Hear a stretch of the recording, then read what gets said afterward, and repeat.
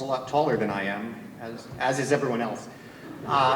Thank you for making the time to be here. Thank you especially to Yoram, Sarup, the NatCon team for the invitation to speak. This has been an extraordinary conference put together in record time, I think, and it plays an indispensable role in convening conservatives to hash out these conversations. If I could offer one polite criticism, walking from the side of the stage to the podium is a very difficult task, even for the most vigorous, sharp as a tack speaker.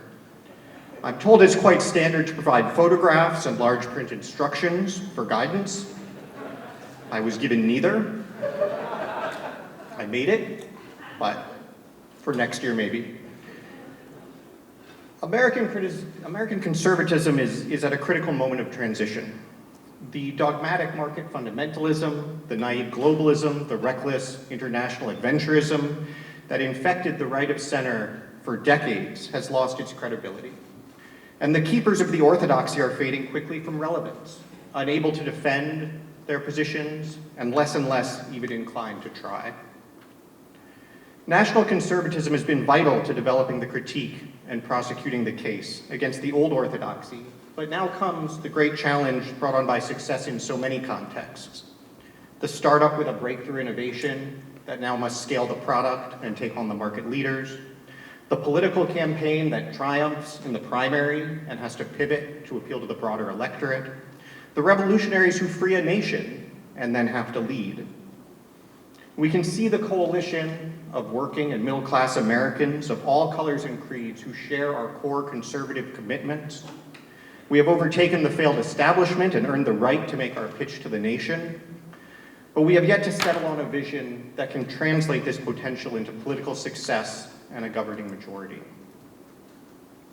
What should we say and do? In a sense, I'm asking you to imagine what can be, unburdened by what has been. I don't pretend to have a fully formed answer, but I would like to at least gesture in what seem like constructive directions and perhaps prompt some needed discussion about the decisions ahead.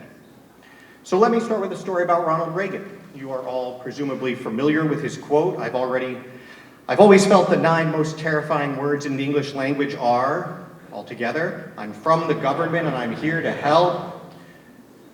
Now, Reagan delivered the line while making a policy announcement. Does anyone know what that was? A tax cut? A major deregulatory initiative? No, Reagan was announcing, quote, record amounts of assistance to farmers, including policies on grain exports, drought assistance, and price support loans. Quote, America's farmers should know that our commitment to helping them is unshakable, he said. And as long as I am in Washington, their concerns are going to be heard and acted upon. Terrifying. You see, when you get right down to it, governing is about solving problems and creating conditions for people to live dignified lives, raise families, and contribute to their communities. Certainly that was Reagan's view. We've all heard the phrase from his first inaugural, government is not the solution to our problem, government is the problem. But the context here again was strangely lost to time as our fundamentalist friends repeated it over and over. He was not saying government as a concept, government per se is the problem. He was saying that the particular government that we had at that time was the problem. It was, quote, government by an elite group that he rejected, contrasting it with the commendable, quote, government for, by, and of the people. He went on, all of us together, in and out of government, must bear the burden. The solutions we seek must be equitable, with no one group singled out to pay a higher price. We hear much of special interest groups. Well, our concern must be for a special interest group that has been too long neglected. It knows no sectional boundaries or ethnic and racial divisions, and it crosses party lines. It is made up of men and women who raise our food, patrol our streets, man our mines and factories, teach our children, keep our homes, and heal us when we are sick. And I feel like the more I quote Reagan, the better I'm doing. So one more passage from the inaugural address. Your dreams, your hopes, your goals are going to be the dreams, the hopes, and the goals of this administration, so help me God. We shall reflect the compassion that is so much a part of our makeup. How can we love our country and not our countrymen? And loving them, reach out a hand when they fall, heal them when they're sick, and provide opportunity to make them self-sufficient so that they will be equal in fact and not just in theory. Again, governing is about solving problems and, yes, helping people. Specifically, solving the problems most acute to the nation and its citizens, and specifically those problems which they can least solve themselves. Now, to be clear, solving problems, helping people, doesn't mean giving them things, declaring a better world by fiat. Those are the foolish mistakes our progressive friends make all too often. Conservatives bring to the task of governing the insight that what appears at first blush to be helpful, providing a handout, making a rule against something we don't like, may create the wrong incentives or have unintended consequences. Conservatives also recognize that those governing may themselves have the wrong information or incentives and fail to understand the problem or pursue a useful solution at all. But none of that justifies the libertarian conceit that government's only job is to get out of the way, which has infected conservatism for decades, supplanting Reagan's prudential, positive, and yes, wildly popular approach with a desiccated do-nothingism that consistently loses. We have a lot of work to do. The fusionist coalition that Reagan brought together unfortunately left market fundamentalists in control of economic and domestic policy, while conservatives were left to focus on so-called social issues, though that could only be in the form of vocal lamentation, no messing with the market. And then the anti-communist hawks were given foreign policy and free rein to embark upon their adventures. We could spend hours discussing whether and why that coalition made sense in the context of the Cold War, but 35 years after the fall of the Berlin Wall, there is no question it is long past its expiration date. And as I said before, national conservatism has been instrumental in tossing it on the rubbish heap. National conservatives, of course, embrace traditional conservative values. They also take a more realist view of foreign policy, as Elbridge Colby laid out ably yesterday. And by necessity, they defenestrate the market fundamentalists, who regard national borders as mere inconveniences to the free flow of people, capital, and goods. But for conservatives to win not only our own internal battles, not only to own the libs, but also to build a durable governing majority, we have to replace that market fundamentalism with a new conservative economic narrative, one that emphasizes the importance of family, community, and industry to the nation's liberty and prosperity. And I'm just not sure that's happening. Instead, I worry the right is learning precisely the wrong lessons from Donald Trump's success, believing the old playbook is probably good enough as long as we combine it with a harder cultural edge and more vulgarity. The political strategy seems to be that so many people are so fed up with the left that simply being not the left gets the job done, regardless of what comes attached. And that's a dangerous course. No question, conservatives have an extraordinary opportunity in this period of political chaos. But let's be clear-eyed, so do progressives. Democrats could find themselves with the upper hand if they just dispensed with their most outlandish cultural commitments. And if, I guess it no longer goes without saying, they top their ticket with someone who can handle jet lag. Republicans could take firm control if they would just indicate some interest in addressing the economic concerns of common citizens. Yet neither side is taking seriously the central obligation of leaders in a democratic republic to faithfully govern on behalf of the people. Instead, both seem hell-bent on waging niche, intra-elite warfare against each other, hoping to amass just enough votes to claim power and then impose their own preferences, even when those align poorly with the common citizens. When Barack Obama or Joe Biden or the Squad try to do this, we protest loudly, we mock the resulting political fallout, and political power swings back our way. And then we proceed to do the same thing. This is how you get a 50-50 nation, repeated wave elections, vicious political combat, collapsing faith in our institutions, and a nation in decay. Gaining productive power requires focusing on people's problems and explaining how you are going to solve them, not pounding the table for Christian nationalism or a second American revolution. And importantly, it then requires using the power gained to in fact solve the problems, not pivoting quickly to a far-reaching ideological agenda that has nowhere near the support required for its lasting success. Part of what makes national conservatism so promising is that it can give voice to the feelings, hopes, dreams, and aspirations of common citizens. By recognizing that we have in common as citizens a shared nation, which brings with it solidarity amongst ourselves and something greater than ourselves to contribute to. We need to provide a compelling definition, then, of human flourishing as our end that is aligned with people's priorities. The typical American has an attachment to place, a focus on family, a commitment to making things, and they will accept economic trade-offs in the pursuit. So we need to gain comfort with governing as the means by which we help make that possible. Americans don't dislike government. Indeed, they actually like their state and local governments quite a lot, even Republicans. Now, the federal government, to be sure, is another matter, but we need to explain how we can make it work better, not how we can burn it down. Americans don't necessarily want less government, they want different government. By more than 3-to-1, they say government should do more of some things, less of others, rather than government should do much less. Even among Republicans, that's by a margin of 2-to-1. And likewise, most Americans, including most Republicans, believe there can be a significant role for government in improving people's lives.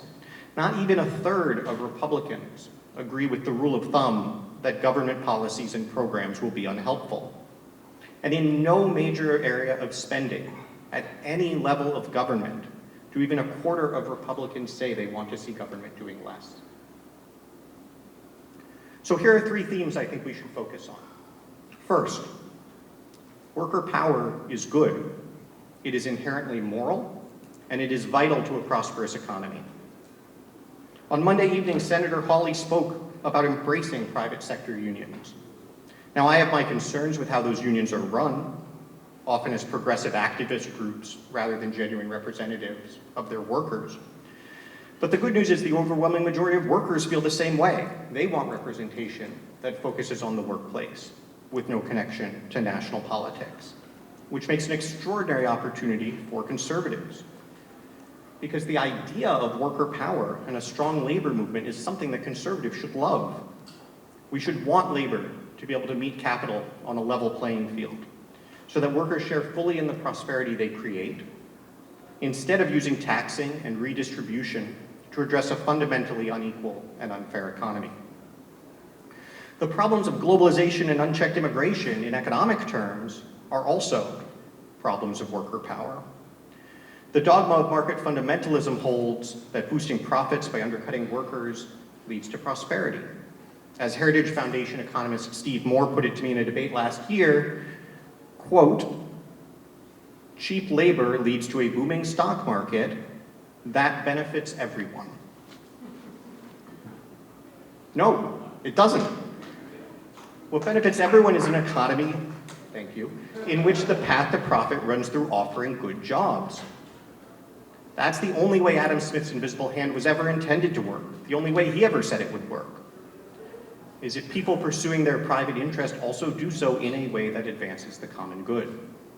You want to make a buck in America? Make it with American workers. Second, and this point is a corollary of the first, we must have the courage to distinguish value creation from value destruction, between growing the pie and eating it. Obviously, we need to be a movement that celebrates success and excellence and entrepreneurship. But if we are willing to define human flourishing as more than just liberty, as also decent lives built by contributing to strong communities and raising healthy families, then we must also be willing to use public policy in support of that vision, rather than professing blind faith in the market to deliver it. We should be delighted if someone becomes wealthy building a new business that creates family-supporting jobs and provides valuable goods and services. That is growing the pie. But we should have no tolerance for someone becoming wealthy buying that business, loading it with debt, cutting wages, squeezing suppliers, and then selling it off for parts, with the profit sent back to other already wealthy people somewhere else. That's eating the pie. Third, we need to make the economy work for families. As one participant in a recent American Compass focus group put it, our economy doesn't give you a break. Market forces are not the family's friend, and public policy plays an indispensable role in protecting the family's foundations from relentless erosion by the market's push for profit. Families are not efficient, and we should not want them to be. The American people are looking desperately for leaders who will address this, who will speak to the importance of family and child rearing above all else, and also the importance of checking the market's influence. Progressives can't actually do that. Libertarians can't actually do that. Conservatives can. I believe Americans are desperately eager to hear someone tell the truth about what has gone wrong and what is going to be required, and to ask them to be part of the project. Yes, they are enraged by inflation caused by reckless spending, but I also think they will absolutely accept the costs associated with reshoring manufacturing and creating good American jobs. They have no interest in paying higher taxes to fund yet more reckless spending. They have no interest in entitlement cuts to fund yet another tax cut. But ask what they think of a deal that would actually reduce the deficit, and they will overwhelmingly believe it should include both tax increases and spending cuts. And that includes 3/4 of Republicans. America has spent the last 40 years digging itself an extraordinary hole, and we will need real sacrifice from everyone to get out. National conservatism, by not only acknowledging, but also celebrating the concept of the nation and the ties that bind us together, provides a basis for asking such sacrifice on behalf of each other and something greater than ourselves. We published a wonderful essay last week at American Compass by a man named Sergei Koroll, called "It Stranger in a Strained Land."